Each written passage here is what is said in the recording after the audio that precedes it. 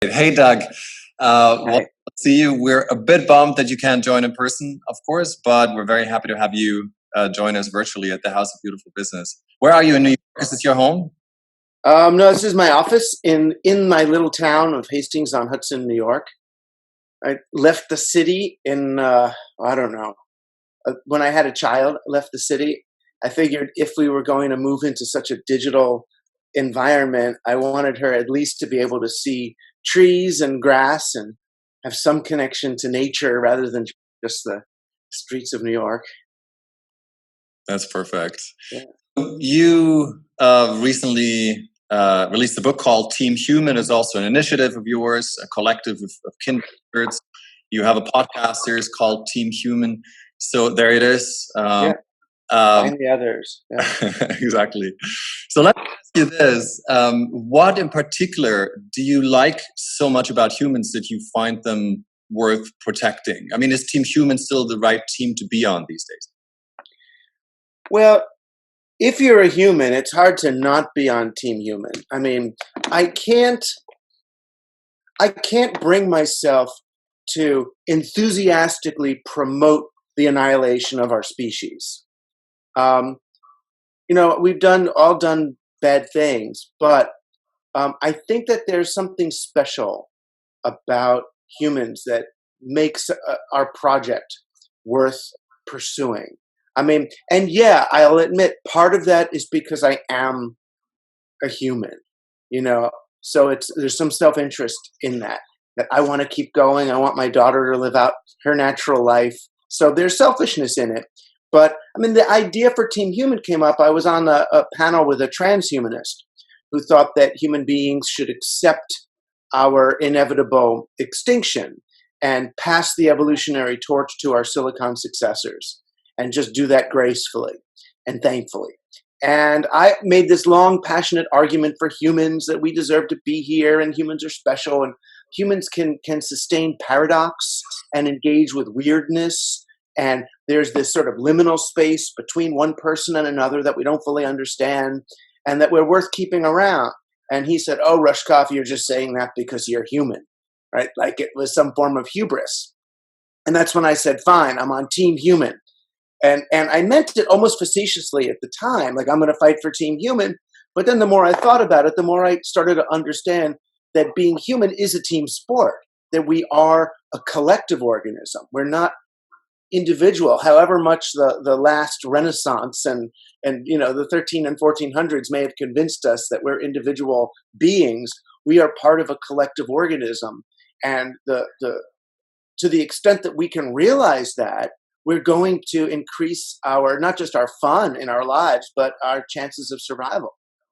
Yeah, I mean, the conversation with the transhumanist, and by the way, we had a transhumanist also with us last year at the House of Beautiful Business. That was the moment when you realize, like, yeah, actually I have to take action, right? I have to form Team Human and launch an initiative.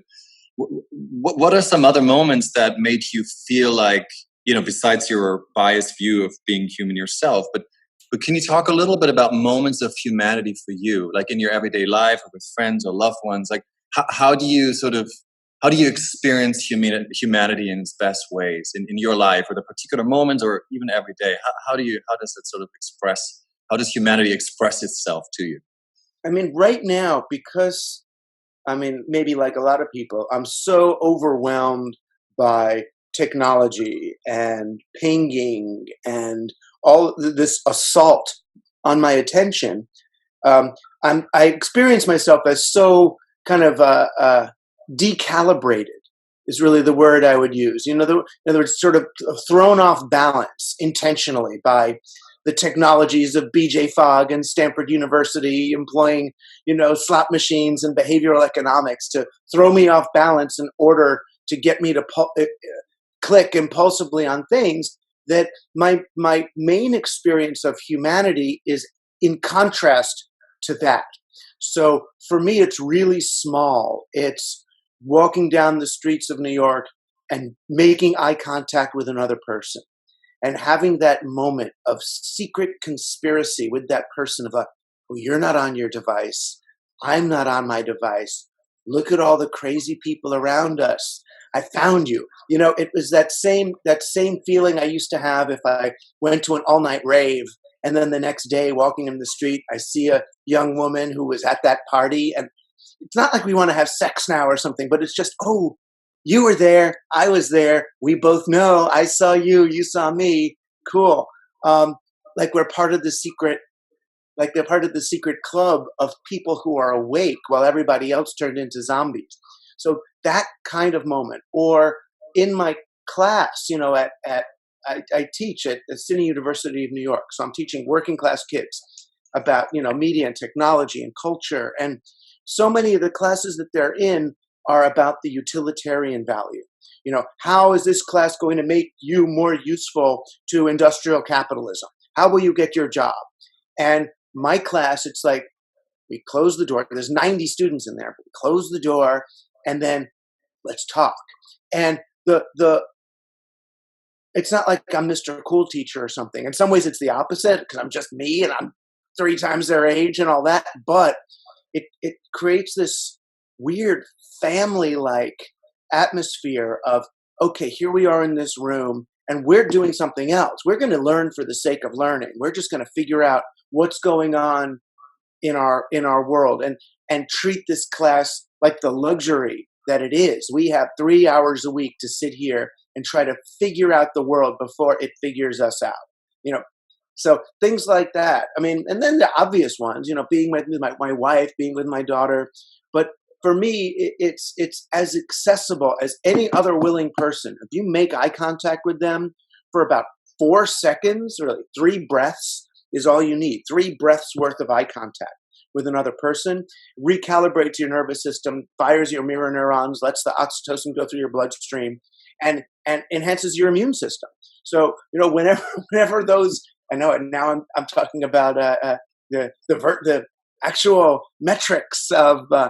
I sound like a consultant again. You know, the metrics of human success. But for me, it's those little moments, and it's so easy to experience now because of how hostile the rest of the environment is.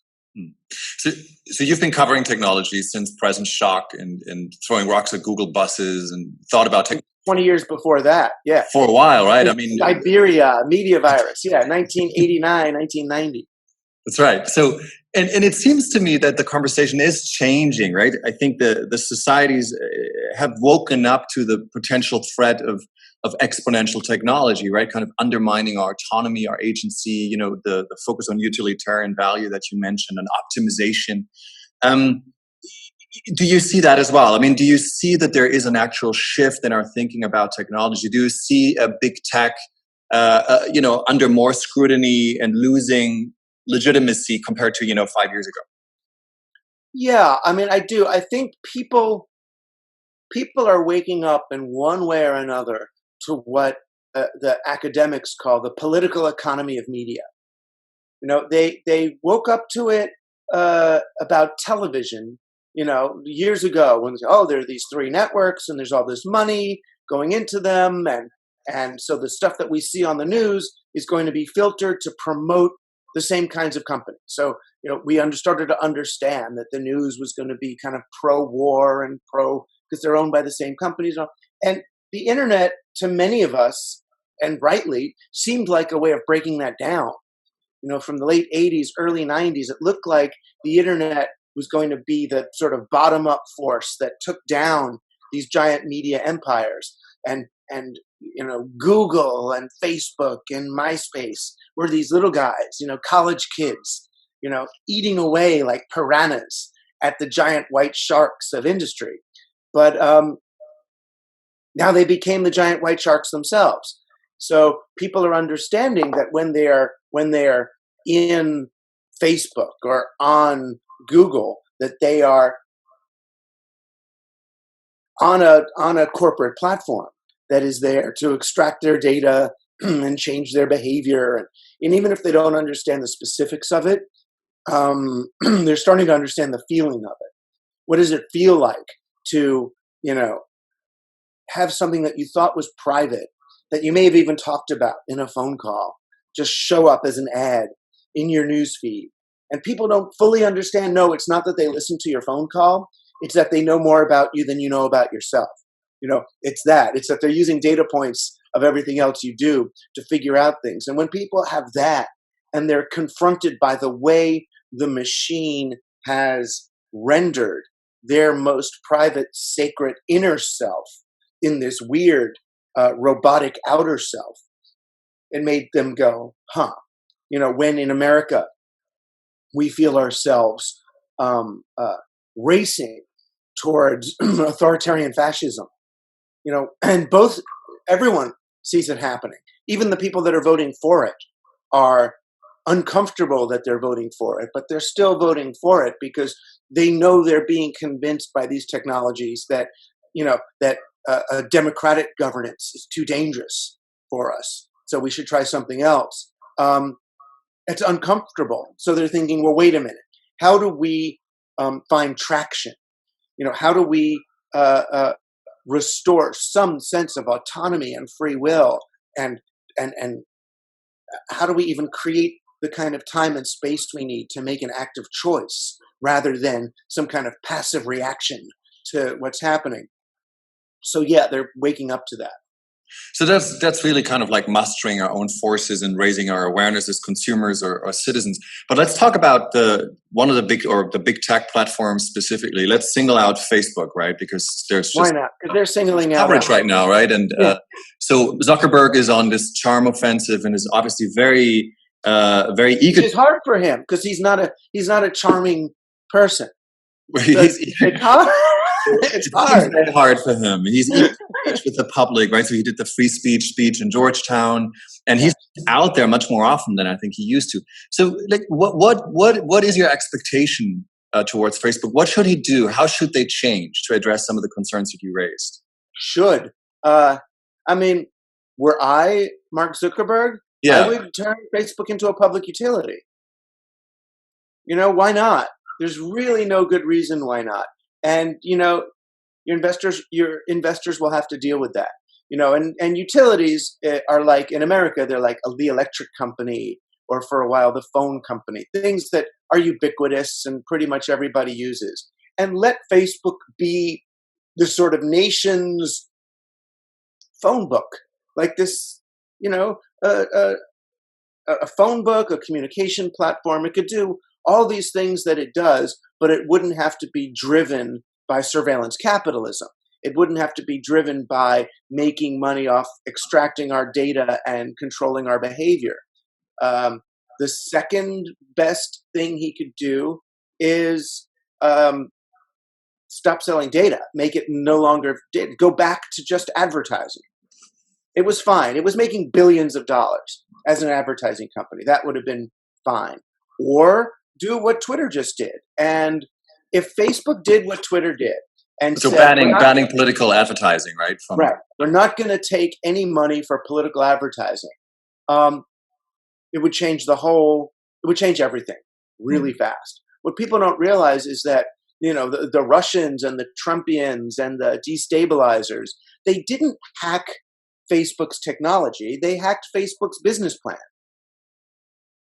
They looked at, how does this platform want to make money, and how do we leverage that to get our messaging out? And if Facebook tweaked that and decided we're not going to make money that way, yes, it's going to cost them a few $100 million. Let's say it costs them $1 billion. When Mark Zuckerberg is already giving back 90-something% of his money, it's because he took too much, and he took too much by being evil, by doing really, really, really bad things. So rather than giving back 90% of your money, why don't you take 90% less money by doing 90% less heinously egregious things to humanity? I mean, the argument, I guess, that's brought forward against the idea of these platforms being a public utility is that they're then potentially much more prone to abuse, right, or to totalitarian abuse. Well, because it is funny. I mean, I guess that reflects my age. See, I grew up in a time in America where the government, they still did bad things, but they weren't taking active measures against the public. They weren't taking active measures against our ability to think and reason. It wasn't, we're in America. I mean, it's funny.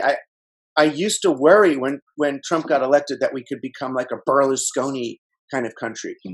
That would be great compared to what's to where we've gone. You know, we don't even give lip service to basic democratic ideals. So yeah, it's naive of me on a certain level to think that, but I feel like government is still potentially a better leverage, a better lever to to uncontrolled power than corporatism is. I mean, it's interesting that one of the Democratic presidential candidates, Elizabeth Warren, right, is proposing to break up Facebook, probably, which would not have been possible to say, I guess, even a few years ago. But how do you feel about Europe in this conversation? I mean, Europe seems to position itself as the, super regulator, right, the chief ethics officer of the world in a way. Yeah. I read somewhere, though, that you're somewhat skeptical in terms of regulatory efforts, or you think like regulation is maybe not the most effective lever. So how do you feel about sort of Europe's attempts with GDPR and other, initiatives to regulate tech? Well, you gotta like Europe's efforts. I mean, it's the only sort of governmental force that's looking at it. I mean, sadly, the result so far, in my experience, is I have to click on some button before I go to the bad website. So it's like every website has this thing basically saying, is it okay if we fuck with you? If you don't say yes, you can't look at any of our stuff. Say, all right, fine, fuck with me, and then you submit. So it's,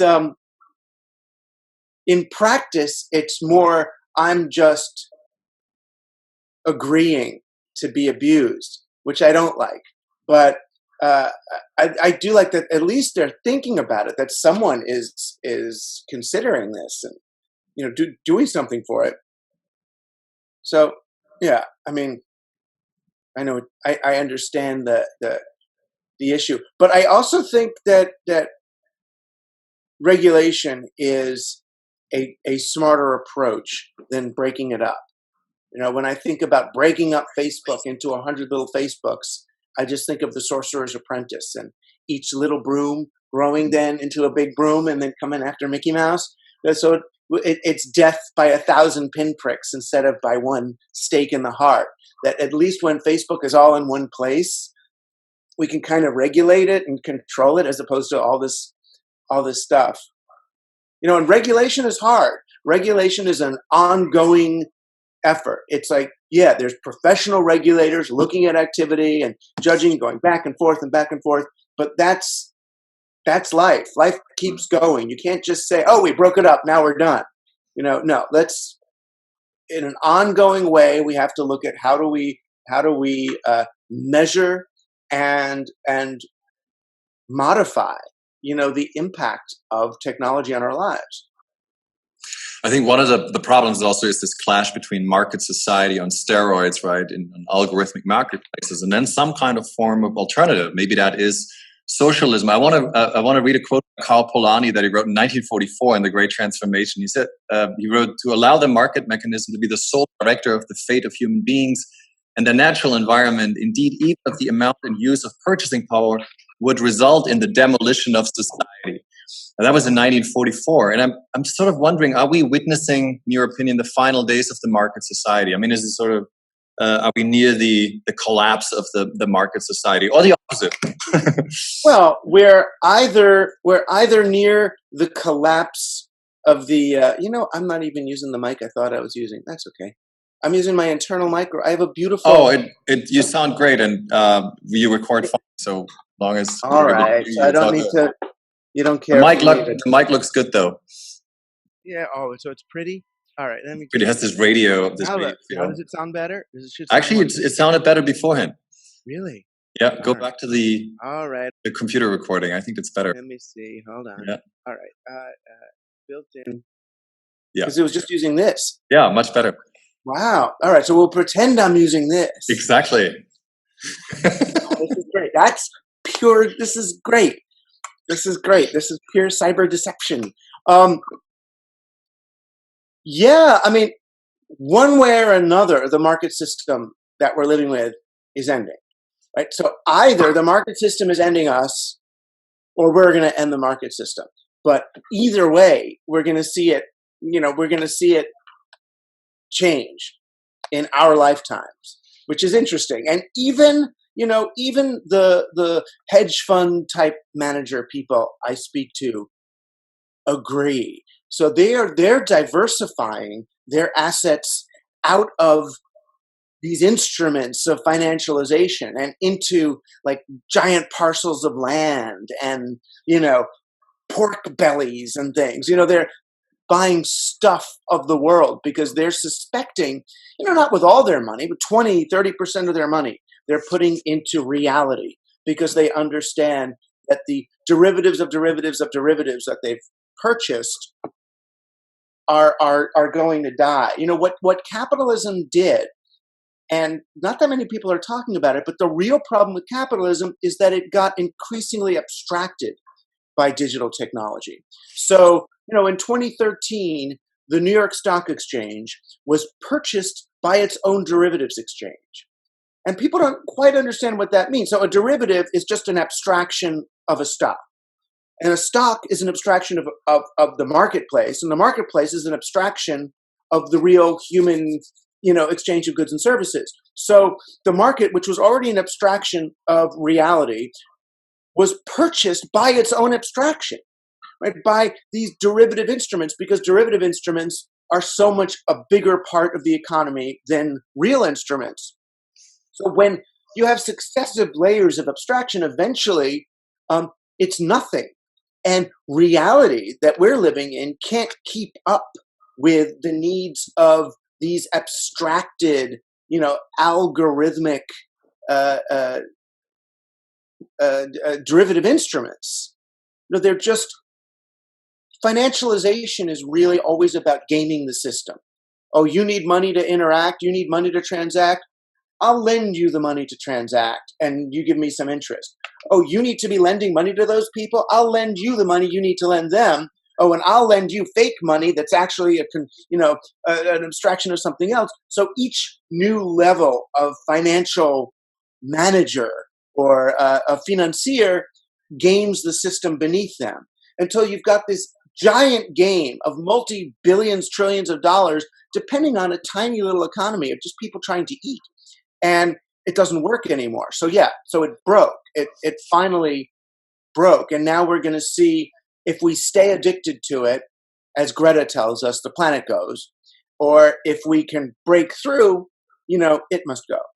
But don't you think that this element of abstraction and financialization is built into the very design of capitalism in the first place? I mean, are there sort of the golden days, pre-financialization days that we or is it just sort of just the main characteristic or the fundamental flaw of capitalism? Well, capitalism has different phases. So if you've got a place that needs, and that's a tricky word for it, that needs economic growth in order to get irrigation and other things, you can use capitalism the same way you would use fertilizer or steroids or something to create the necessary or a necessary acceleration in growth.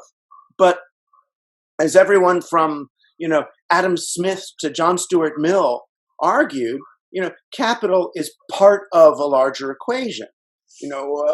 Adam Smith said that there were three factors of production. There's land, labor, and capital.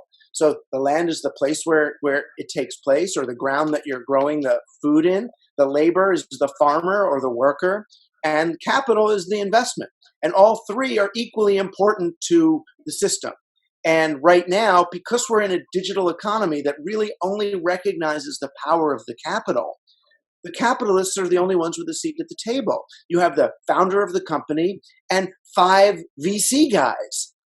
But where's the town that he's operating in? Where are they at the table? Where's labor at the table? Where are the African kids that we're sending into the mines to get the rare earth metals for the phones? Where are they at the table? And they're not. And because they're not, we end up in an economic system that is built around the needs of capital, and every other stakeholder, from the land to the labor to the children, end up not just exploited but annihilated.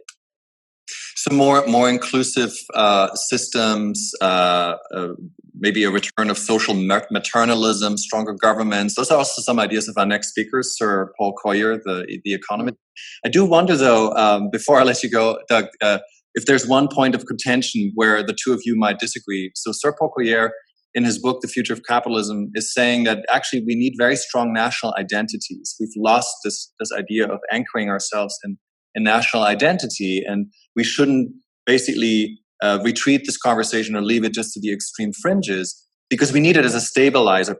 That's actually one powerful way of containing or fixing capitalism. Would you agree with that? Yes and no. I can see why he's going there, is because for most people, nationalism is the last form of localism that they remember. And nationalism is fine as long as you don't believe it's true. Italy is not real. Italy is a social construction, as anyone from Venice to Milan knew when they declared this is Italy. All of a sudden, what the fuck is Italy? I'm a Milanese. I am a Venetian. I'm Italy. What are these new boundaries that you drew around us to give power to some king? Italy? What is this? Right? So when you realize that the nation state is a social construction, and that in order to maintain that social construction, they invented myths of nationality. This goes all the way back to my people, the Israelites. There were 12 tribes of Judea, and they came up with a great myth saying, hey, all you 12 tribes, turns out you were started by these 12 brothers who were all sons of one guy, right? One guy named Jacob who had these 12 kids, and then you all scattered, but now you can all come together and take over Canaan because that's actually the nation that God promised you. It's like, what? So there's a problem with nation states when you think of your nation as really more than a soccer team. You can get in trouble. On the other hand, if you can say, okay, these are artificial boundaries. There's no such thing as a Frenchman versus an Italian versus that.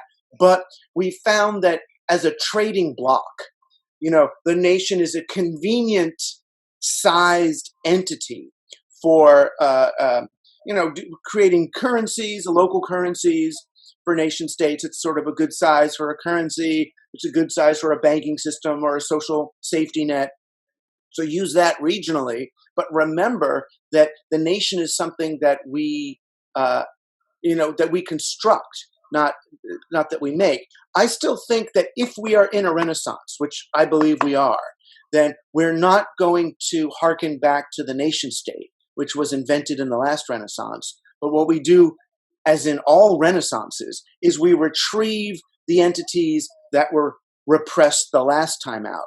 So when I look at the last renaissance, I see how we went from the city-state to the nation-state, from the city-state of like Venice, to the nation-state of Italy. And I think what we're doing now is retrieving the city-state.